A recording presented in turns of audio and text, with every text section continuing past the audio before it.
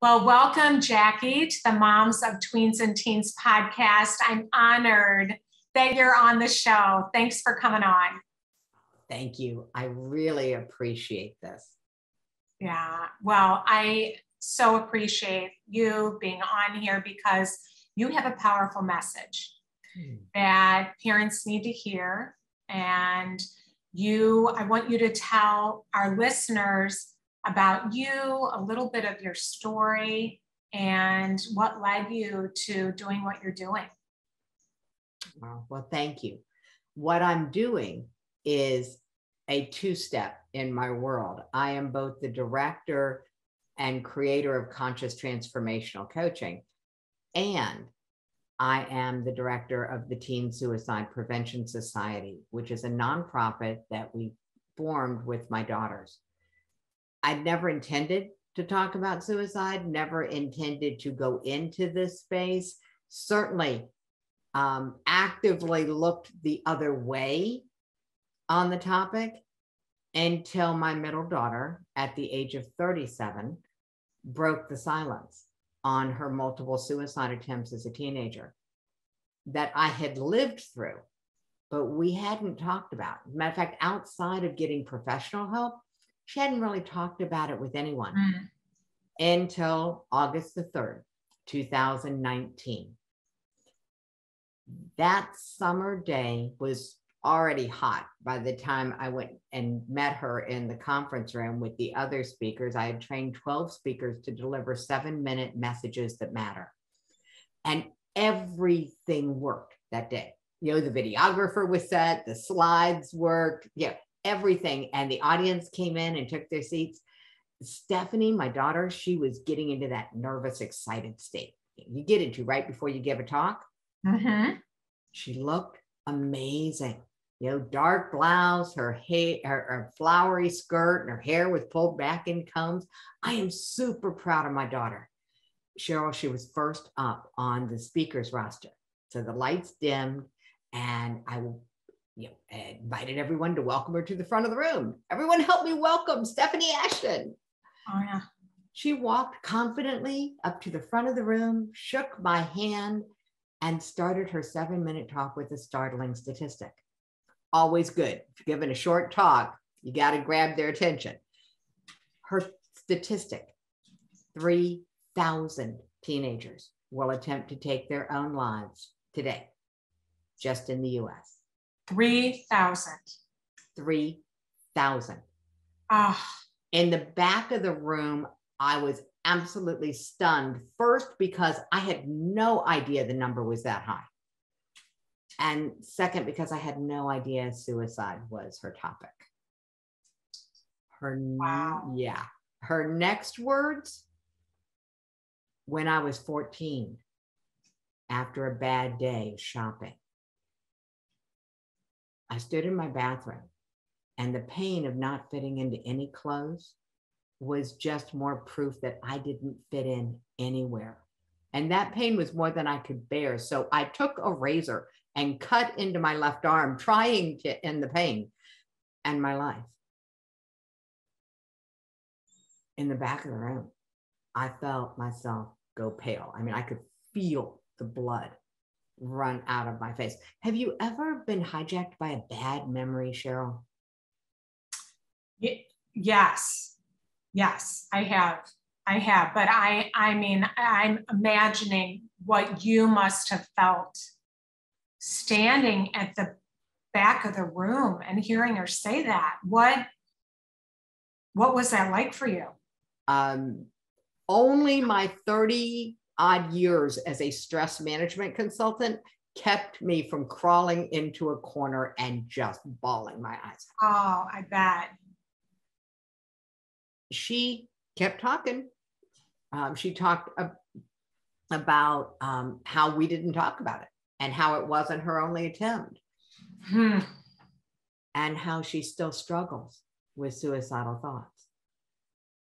And I felt myself go from pale to bone cold because I realized the struggles that she'd had to face by herself because I didn't have the courage to have the talk about suicide and suicidal thinking and what her experience of life was like. I didn't have the courage to have that talk because I didn't want to know. I mean, would you want to know what could cause your kid so much mental and emotional pain that they thought dying was better than living? I sold myself on the idea that as long as she was getting professional help, we didn't need to talk about it. And the truth was, I was scared to talk about it. I was scared of putting the idea back into her head. The ability of a parent to not see what's right in front of us. I want to give every parent listening to this a break. Guys, you are not going to see the signs that your kid has struggled because your brain is wired to screen them out. Our brains come equipped with a filter called the reticular activating system, or RAS. And the RAS's job is to screen out the massive amounts of stimulation that are bombarding our brains every second. Billions of bits of information are hitting us at any 1 second. And the RAS's job is to allow in the 40 that our brain can handle. 40 out of billions. So the criteria that the reticular activating system uses, the filter is set to allow in only what matches closely to what we believe. And parents are hardwired to believe that our kids are okay.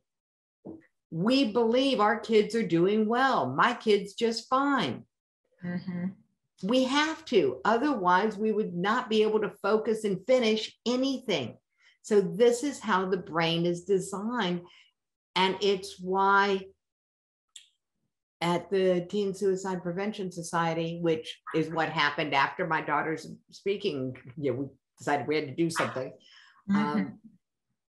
This one piece of information that a parent's brain is wired to screen out the red flags, to screen out the warning signs.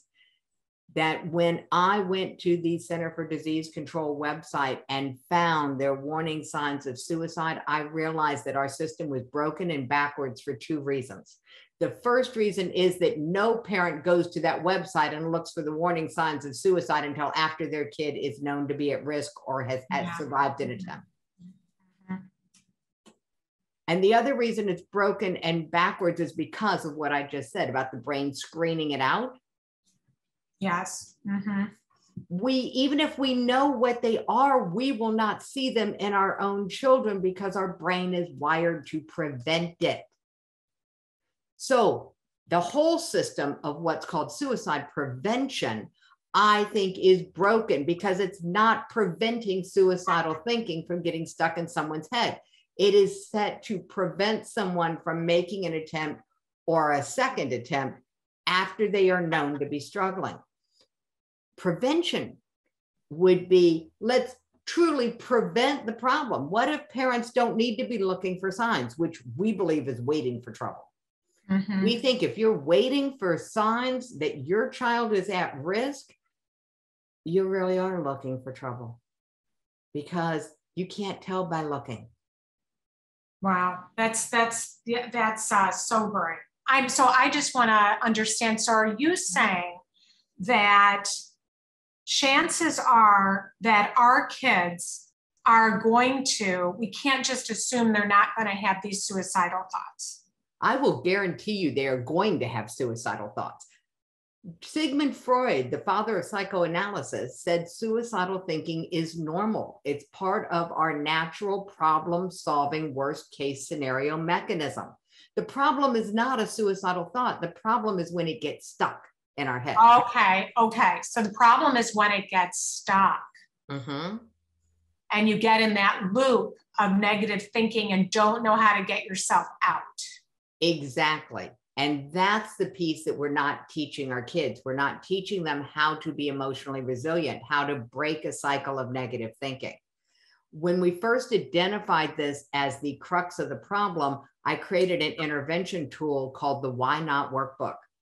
And it's still available. It's not our most powerful tool, but it is still there for anyone who's like, how would I stop myself from being in a negative echo chamber?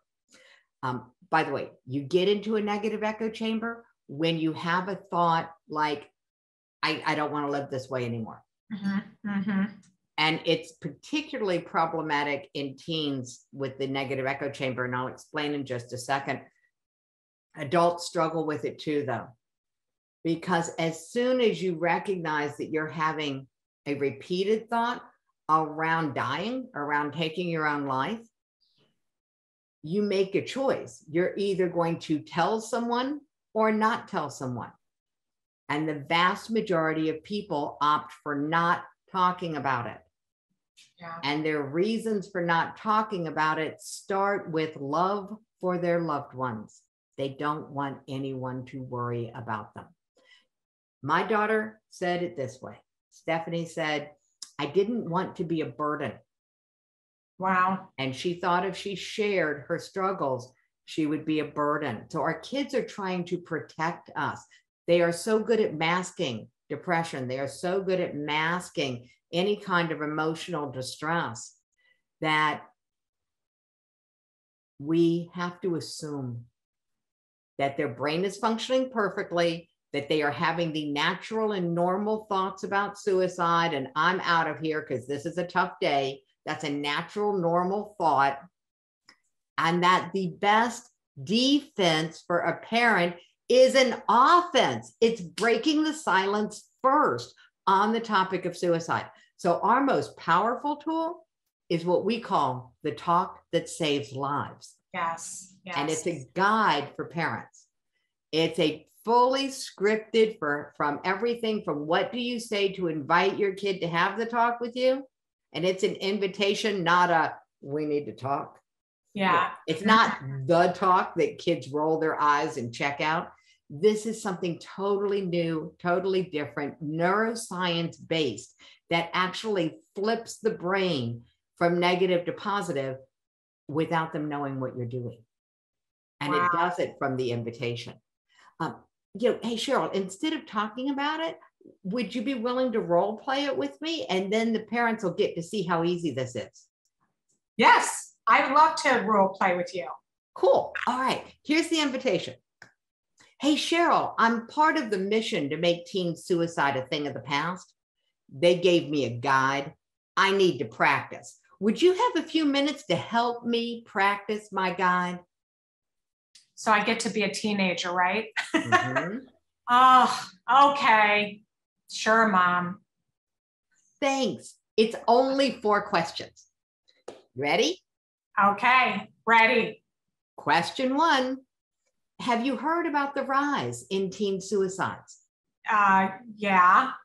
Cheryl, question 2. Do you have a story? Do you have a friend who's tried or died? I have friends that are depressed that, talk about it on social media. And I've heard of some kids dying. It's, there was a suicide last year at school. Cheryl, question 3. Have you ever thought of leaving that way? I get depressed. I haven't, really thought about acting on anything, but sometimes I feel like I'd rather be invisible. Thank you. Question 4. Cheryl, why stay? What are your reasons for staying? I have a family that loves me. We don't always get along, well, but I have a family that loves me, and I have some good friends. What else? I have some things that, I like to be in the drama club. Tell me more. Well, I like to act, and I like to be in front of people and be different characters. It's fun to be different characters, and that's fun for me. And I don't really have to be myself. I can just be funny and people laugh.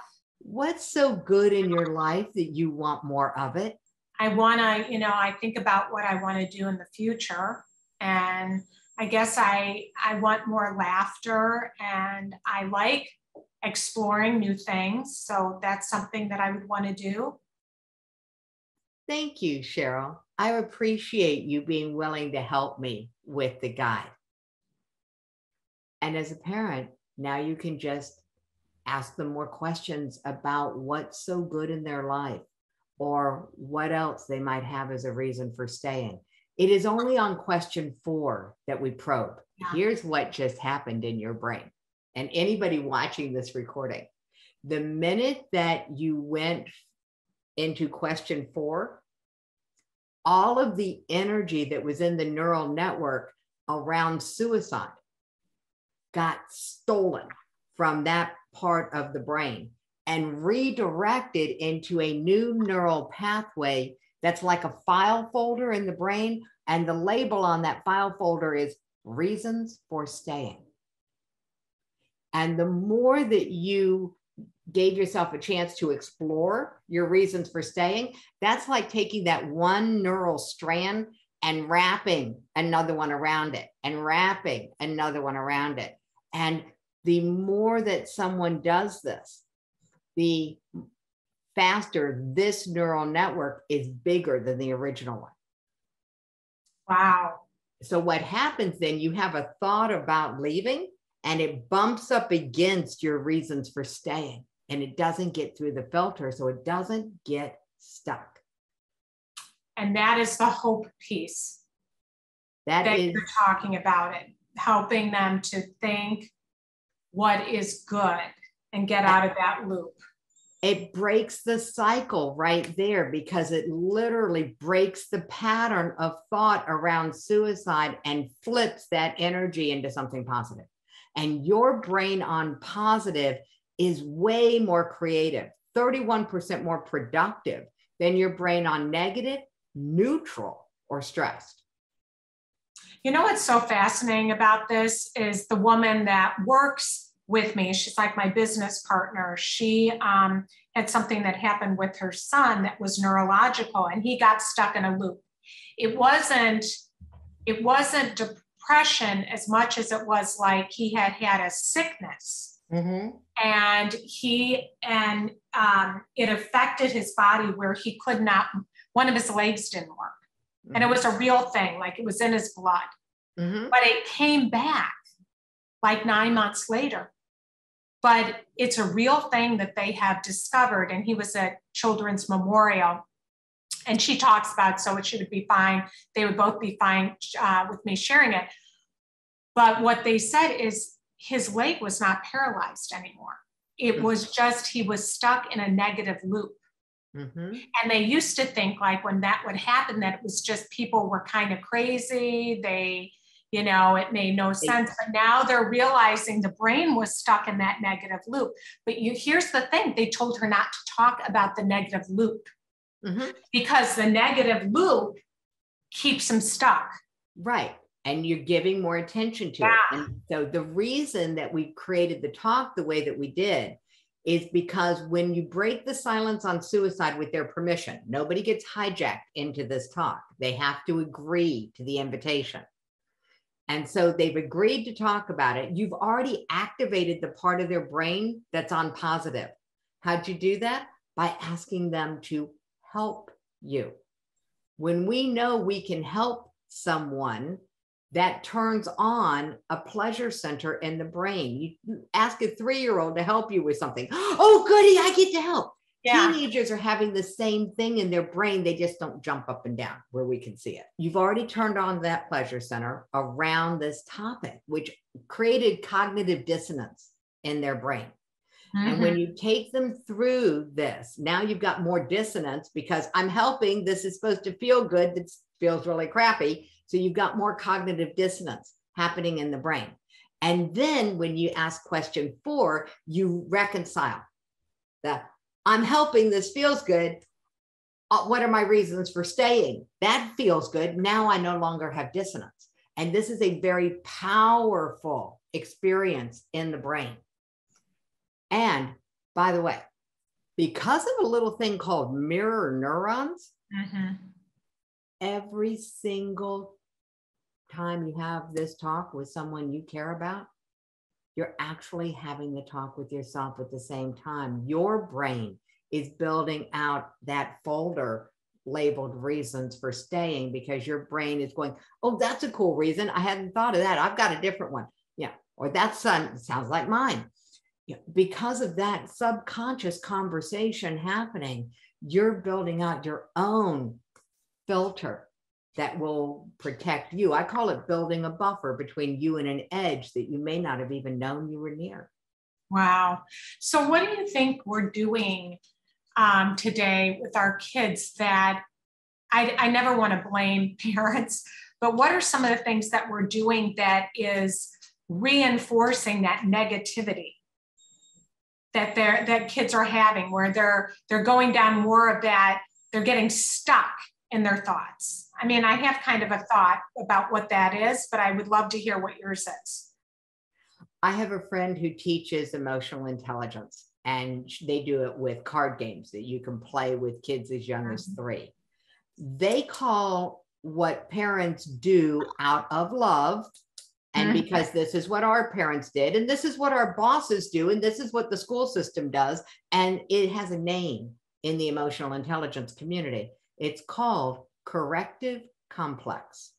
It is the knee-jerk reaction to correct or fix someone else.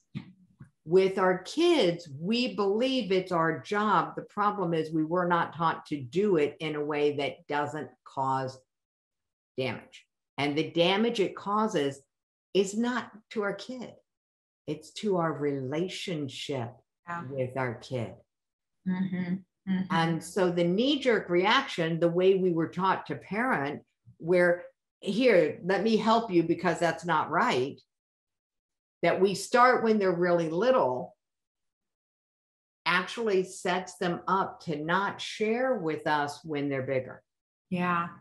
Because we're always in that parenting mode, that corrective complex mode.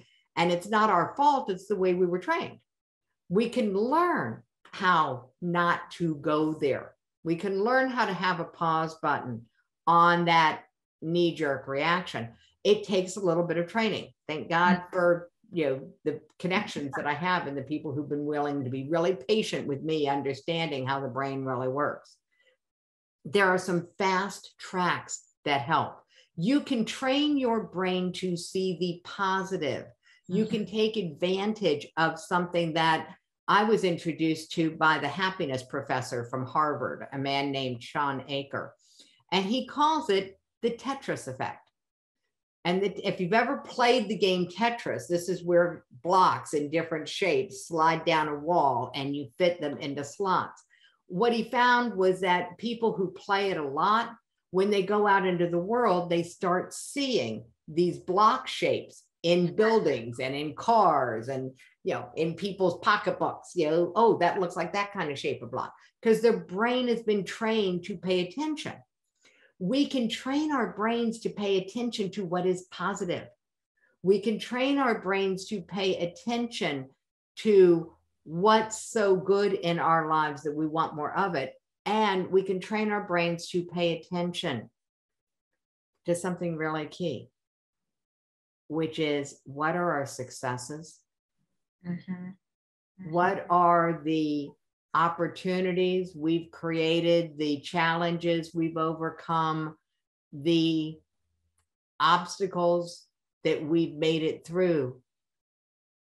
And when we start training our brain there, all of a sudden, our brain starts seeing those everywhere, starts seeing what we call evidence that you are in control of your life, which is what the biggest challenge is right now, is feeling that your life is out of control. And this is true at any age. Yes, yes. Yeah. Well, I love what you're saying. And I think it's so important for us as parents and even for our own lives to see how, teens, they block out the more of when we're trying to give that advice and we're trying to fix things. and for them, which we mean well. I love how you said that. And we think that we're helping. But if we can instead ask a question or notice something that's positive, like say, wow, you put a lot of effort into that, you know, into whatever you were working on. And that works really well when they're little, and when they're teens, they feel manipulated because they've had all of this experience of you. Yeah. So, okay. So it's too big of a shift to just do it that way. Better is to use some tools. One tool is the Talk That Saves Lives, because when you can get your kid to start talking with you about what is so good about their life that they want more of it, what their reasons for staying are, and you are not sharing yours unless they ask you. You are only inviting more. You are curious, not correcting. They are getting a very different experience of you, which, by the way, will set up some cognitive dissonance.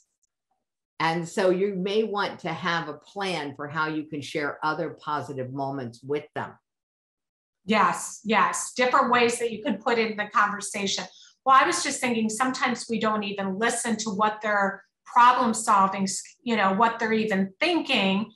And when they can just share with us how they're thinking about solving a problem, which is a little different than what you're saying, but when I'm connecting is that there's so many ways we miss opportunities to help them to where they feel better about themselves, right? Where you're getting them to notice more of the positive, breaking that negative, changing it, rewiring it. Yes. It's more that amygdala, response. And it's really easy to do. In 3 minutes, you can quiet that down. You can improve mood and attitude. You can give yourself an emotional pause button that lasts for 6 to 8 hours. Scientifically validated to change the brain. Okay. And how do we do that? Is that the, emotionalteflon.com. When someone goes there, and we'll put it in the show notes for everyone. So it's just emotionalteflon.com. And it's a gift of this mindset magic tool. That's some very fancy software. And the software floods you visually like a vision board on steroids, floods you with positive images and affirmative questions and statements that actually get past your critical thinking brain and get into your other than conscious mind. And you can speed it up, you could slow it down.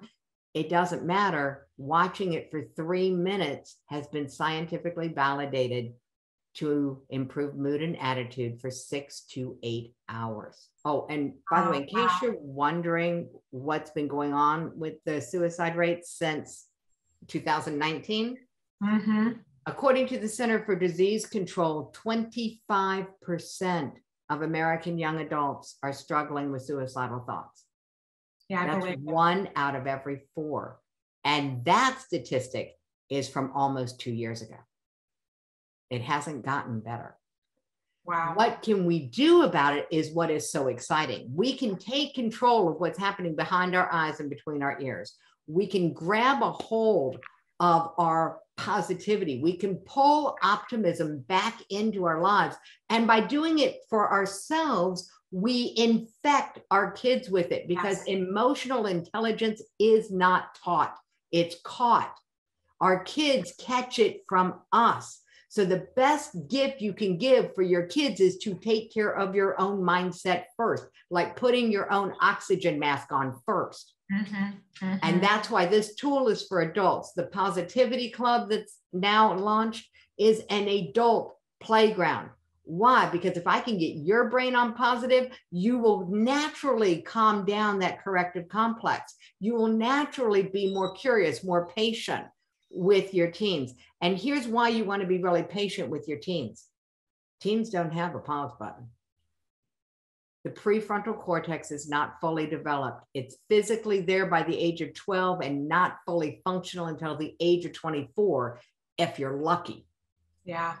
What that means is that when a kid get stuck in that negative echo chamber, and they don't want to talk about it because they don't want to worry their family. They don't want to be a burden. They don't want to have to see somebody. They're scared of it. So they do what's natural. They try not to think about it. Mm-hmm. You ever try not to think about an elephant? Yeah. If I told someone, don't think about a lemon. Yeah, you think about the lemon. What they're actually doing is doubling down on the thought, and their subconscious mind is elegantly designed to bring about what you think about. So now they're thinking about not thinking about it, double down on it, and the subconscious mind does what the subconscious mind is elegantly designed to do. It looks for and creates opportunities to get you what it thinks you want because it's what you're thinking about. Wow. Mm-hmm. In a teenager, all it takes is subconscious plan. They're not even aware of it. They do not have a plan. So don't think you can ask them and find out. They do not have a conscious plan. This is the ant compared to the elephant of the subconscious mind. That's how they describe it in psychology. The conscious mind is an ant by comparison. Yeah, I know. That's crazy. I know. Yeah. All it takes is subconscious plan to cross an opportunity, and they're gone. Teens are waking up in emergency rooms and saying, I don't know what happened. And that's because consciously, they don't know what happened. Their brain kicked in just like Og's brain did, except it was designed to bring about what they were thinking about. By definition, if you're thinking about it, don't you want it? That's how the subconscious mind, this organism that we're still trying to figure out all of the science around, this is how it works. So learning how to be mindful of what you think about is not a skill I grew up with. Yes. Yeah. And that's what we have for everyone in this tool, is the ability to start getting control of what's happening below the surface of awareness. And that's one step in our journey. The second step, and people can find me on this, I do a master class on resetting the brain to positive. It's actually how to bust limiting beliefs, because we all have those too. Yes. And I do that. That's a free class. So people can grab a hold of that. You know, we want your brain on positive. We want you to be able to clean up and break through, and whatever the language is that works for you, your limiting beliefs about who you are and how the world works. We all formed those when we were really young. They're decisions we made at a time we don't even remember. Aren't we now old enough to make a different decision? We want our teens to make better decisions. It's got to start with us. And now there are fun ways to do it. There are ways to play in the world with the vision board on steroids at Emotional Teflon. There are ways to play in the metaverse, in an adult playground that's called the Positivity Club. And actually, we'll be sending out information to anyone who has the Emotional Teflon. We will send out information about the Positivity Club. And I want everyone to be able to turn their brains on positive. If you want to know how to prevent suicide, you focus on the positive and let us help you do that better. Yeah. Rewiring the brain, literally rewiring the brain. Yep. That's what we do. Yeah. Yeah. Gosh, well, thank you so much. How are you, since you've started this society, Suicide Prevention Society, how are you seeing, what fruit are you seeing from that? It was only when I was willing to talk about suicide that's what created the connections. That's how I got introduced to the software at Positive Prime. That's the Emotional Teflon. It was right before I gave my TEDx talk. I was being interviewed because I was about to give a TEDx talk on suicide and teen suicide prevention. And I started using this software before I took the stage. I think it had a big impact on my ability to be calm and confident, talking about a topic I didn't want to talk about, and telling a story I didn't think I would ever share. But when it came to needing to market the TEDx talk, I gave the talk in January in Las Vegas of 2021. TEDx sat on it until May. And when they released it, by then I'd had all this time to be really like, oh my God, I have to market this. I actually have to tell people about this. I have to get people to talk, you know, because I want people to talk about suicide, but I'm not like real comfortable with saying, oh, come listen to me speak, you know, especially on this topic, because I had a lot of resistance to the topic. So I was using the positive prime and coating myself with emotional Teflon, and ended up with over 90,000 people have seen that TEDx talk so far. Yeah, it gave you, I mean, what courage that you, and then in order to have that courage, you started doing the work to change your brain. I had to do that. We don't know what our limiting beliefs are until we go to do something we've never done before. We go after something we want that we're not sure that other people will agree with. And anybody who's an entrepreneur probably has an other people in their life who told them to be sensible and get a job. You know, this is other people's judgments, opinions, and expectations. And having the ability for other people's judgments, opinions, and expectations to stay just that, other people's. That's what emotional Teflon does for you. It allows you to honor your own opinions, be the driver of your own life, and let other people have their experience. Yes, empowering you, breaking through those limiting beliefs that hold us back in so many areas of our lives. The real point is that we are being highlighted. We are being shown that our children do not have the emotional resilience to manage and stay grounded in their own opinions and judgments and expectations of life. And they end up being influenced by other people's judgments, opinions, and expectations.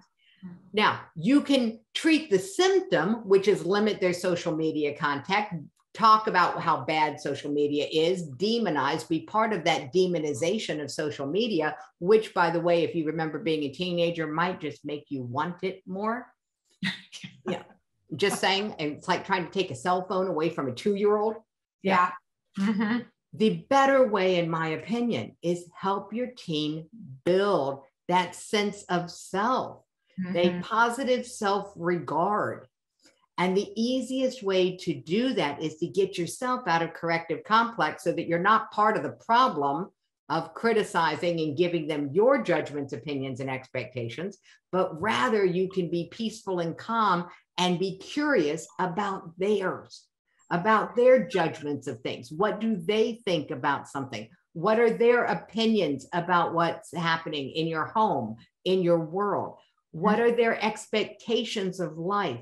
Because the saddest thing in the world is a kid who doesn't have any expectations for a positive outcome for life. And here's the caveat to everything I said about the talk that saves lives. It works as an early warning system as well. And here's how it works as an early warning system. If your teen has thoughts of leaving, answers yes to question 3, and has 0 reasons for staying, stay with them and call 911. They'll hate you for it. And they might be alive long enough to hate you for a really long time. Now, with all of the thousands of talks, guess how many times this has happened? 0. Why? Because kids and adults are really good at masking. So what's going to happen is that when you get to question 4, they're going to lie and they are going to make up reasons for staying.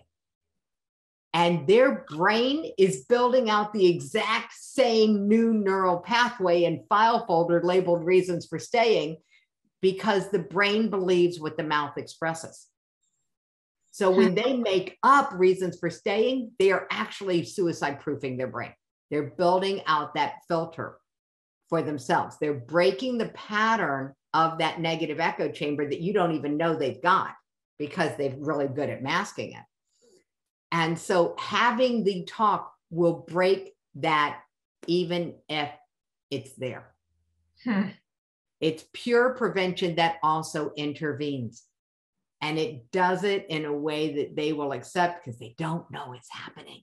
Because you're not coming into the conversation thinking that there's something about them that's broken. Yeah. You're coming into the conversation with them being able to help you practice a guide. Yeah. Wow. Wow. I was trying to, when I was role playing, I was thinking of myself as being a depressed teen. And then, yeah, and I had to come up with reasons, you know, that I wanted to stay. You're right. I mean, even in role playing, because I was in theater, and even in the role playing, I was starting to believe it. So yeah, I can see how that works. If you talk about it, you hear yourself. You're using way more of your senses than you believe. And using your senses builds out a neural network faster. So, wow, this has been so good. I mean, and I want you to share, and we'll share in the notes again, all the resources, because you bring up such a important kind of, it's like a paradigm shift of, it's more focusing on the relationship, going through those questions, focusing on the positive and rewiring our brains first, that will respond differently to our kids when we can do that for ourselves. Yeah, well, thank you so much for coming on here, Jackie, and sharing. Please tell our listeners where they can find all of these resources, find you. Teen Suicide Prevention Society.com has all the resources. It even has my TEDx talk linked to the homepage of it. And it has the emotional Teflon. I recommend go straight to emotionalteflon.com. Start priming your brain to be positive. Learn about the Positivity Club. Be part of the movement.